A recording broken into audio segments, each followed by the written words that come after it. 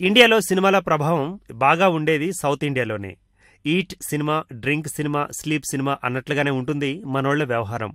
అందులోనూ తమిళ జనాలైతే ఈ విషయంలో కొన్ని అడుగులు ముందే ఉంటారు. కొత్త సినిమాలు రిలీజ్ అయినప్పుడు పాలాభిషేకాలు చేయడాలు, థియేటర్లలో స్క్రీన్ ముందు హారతులు పట్టడాలు వంటివి మొదలుపెట్టింది వాళ్లే.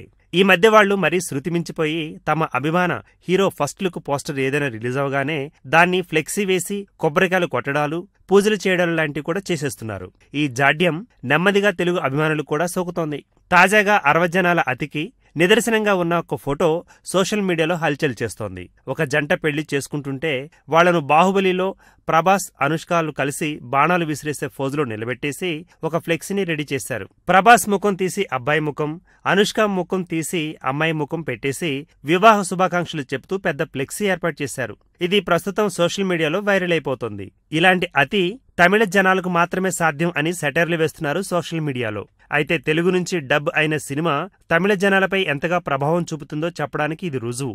బాహుబలి మేనియాతో ప్రస్తుతం తమిళనాడు అంతా ఊగిపోతోంది. అక్కడ ఈ సినిమా 150 కోట్ల దాకా గ్రాస్ వసూలు చేస్తుందని అంచనా వేస్తున్నారు.